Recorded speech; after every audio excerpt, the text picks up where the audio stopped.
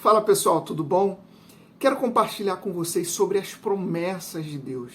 Essas promessas que começou lá em Abraão e hoje ela vigora na igreja e vai ser cumprida no reinado de Cristo no milênio literal, reinado de Cristo aqui na terra junto com a sua igreja. Todos nós sabemos que as promessas de Deus começou lá com Abraão. Deus fez grandes promessas a Abraão e ela passou por grandes homens e mulheres de Deus, por seus profetas e homens, e hoje ela está caminhando com a igreja. Na verdade, o verdadeiro Israel de Deus é a igreja, que é a união de gentios e judeus. Deus fez grandes promessas a Abraão e que hoje ela vai ser cumprida, lá na frente ela vai ser cumprida no reinado de Cristo, no reino de 1000 anos, que ele vai reinar junto com a igreja, judeus e gentios reinando com Cristo no milênio. Vamos ler Gênesis capítulo 12, a partir do versículo 2. Olha o que diz: de ti farei uma grande nação. Deus fazendo uma promessa a Abraão. Olha, de ti sairá uma grande nação. Uma grande nação. E te abençoarei, e te engrandecerei o teu nome. Se tu uma bênção. Versículo 3. Abençoarei os que te abençoarem, e amaldiçoarei os que te amaldiçoarem. Em ti serão benditas todas as famílias da terra. Olha, Deus faz uma promessa a Abraão que a partir dele sairia uma grande nação e que a partir de Abraão seriam abençoadas todas as famílias da terra. Veja que ele não está restringindo a um povo, a uma localidade, a famílias de uma nação ou de uma localidade. Ele está se referindo às famílias da terra. Versículo 7 diz assim: apareceu o Senhor a Abraão, ele disse: darei à tua descendência esta terra. Se a gente perceber, lendo esse versículo, diz assim, olha, darei à tua descendência. Ele está falando no singular.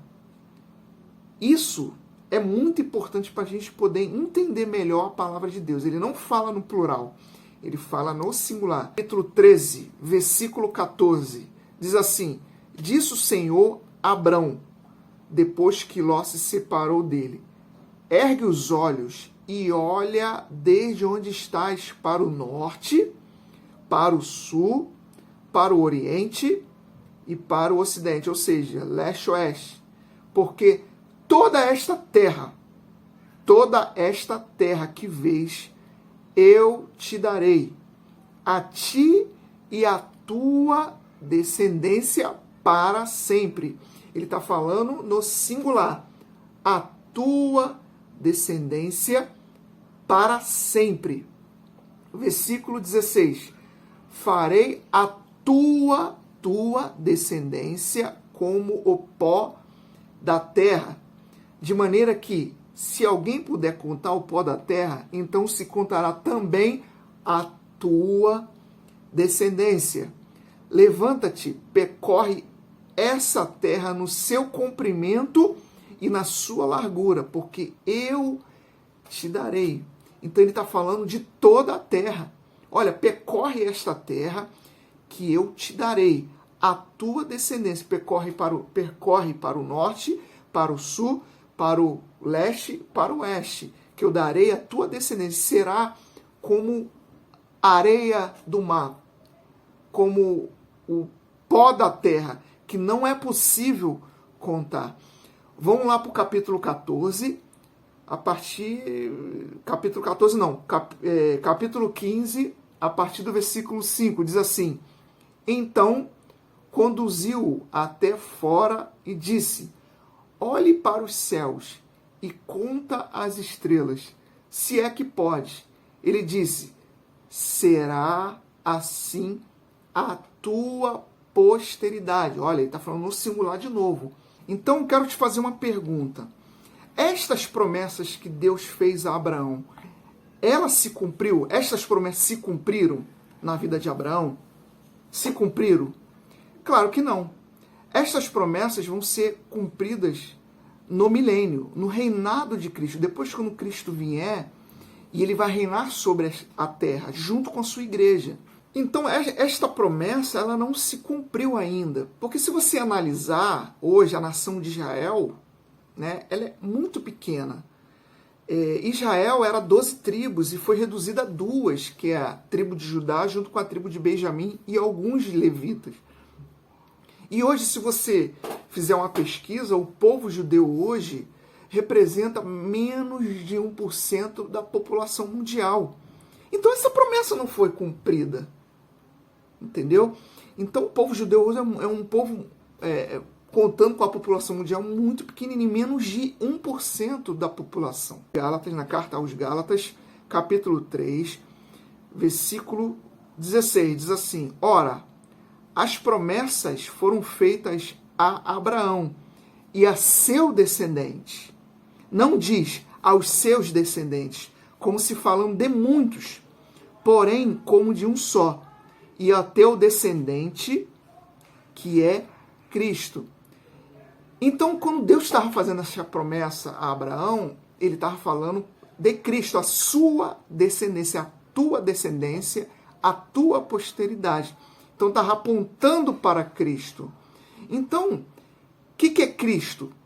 Cristo é Jesus, o cabeça. Cristo é Jesus, o cabeça. E a igreja, o seu corpo. Então, quando Deus fez a promessa a Abraão, a tua descendência, Abraão, ele estava falando de Cristo. E Cristo, quem é Cristo? É Jesus, a cabeça, e a igreja, o seu corpo. Quem é a igreja? A união de gentios e judeus convertidos a Cristo, unidos a um só cabeça, que é Jesus. Então, quando ele fala, quando Deus fez essa promessa a Abraão, ele estava falando de quem? Está falando de Cristo. De Cristo, que é Jesus, e o seu corpo. Então, essas promessas foram feitas para quem? Para nós. Então, quando Deus estava fazendo a promessa a Abraão, ele estava falando para mim também, para você, para a igreja, aqueles que são igreja. Por quê? Porque a igreja é o corpo. Porque Jesus não é só o cabeça. Ele precisa o quê? Do corpo. Quem é o corpo? É a igreja.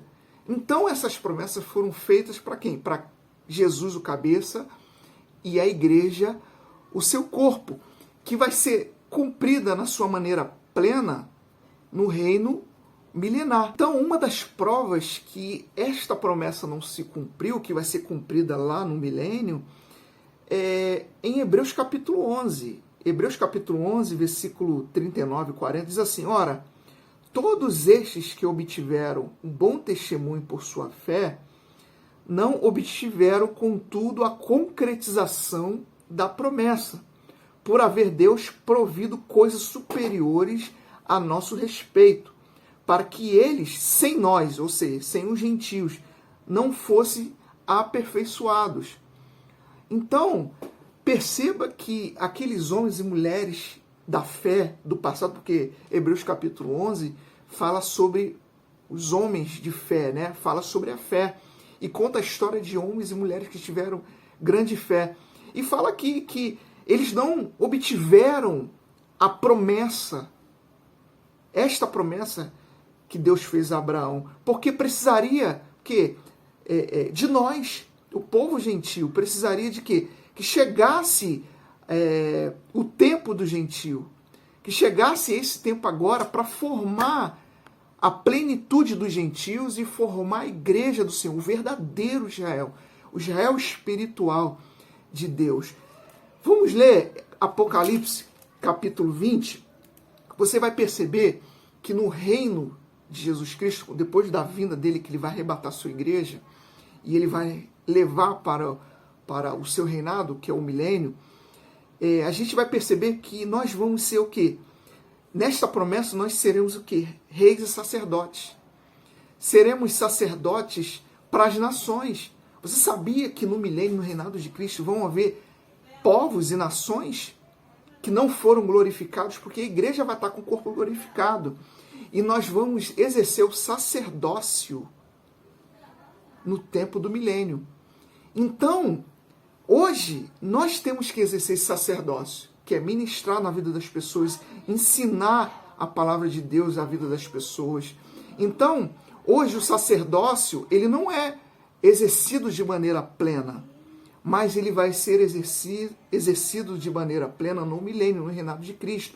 Olha o que diz Apocalipse capítulo 20. Então vi descer do céu um anjo, tinha na mão a chave do abismo e uma grande corrente. Ele segurou o dragão, a antiga serpente, que é o diabo, Satanás, e o prendeu por 1000 anos. Lançou no abismo, fechou-o e pôs selo sobre ele, para que não mais enganasse as nações, até que se completasse os 1000 anos. Depois disso, é necessário que ele seja solto por pouco tempo. Perceba que Satanás vai ser, no reinado de Cristo, ele vai ser preso para que não enganasse, para que não engane mais as nações. Então, aqui a maior prova é que vai haver nações fora a igreja. E depois desse reinado de Cristo de 1000 anos, ele, no finalzinho, ele vai ter que ser solto para enganar, para poder enganar as outras nações. E no resto do texto aqui, você vai perceber que esta guerra que ele vai reunir vai ser a guerra de Gog e Magog. Veja o versículo 4. Vi também tronos, e nesses sentaram-se aqueles aos quais foi dada a autoridade de julgar. Vi ainda as almas dos decapitados por causa do testemunho de Jesus, bem como por causa da palavra de Deus, tanto quantos não adoraram a besta, nem tampouco a sua imagem, e não receberam a marca na fronte e na sua mão, e viveram e reinaram com Cristo durante 1000 anos, veja, a igreja. Os restantes dos mortos não reviveram, até que completasse os 1000 anos. Esta é a primeira ressurreição. Bem-aventurado e santo é aquele que tem parte na primeira ressurreição. A igreja vai ressuscitar na primeira ressurreição. Sobre esses, a segunda morte não tem autoridade.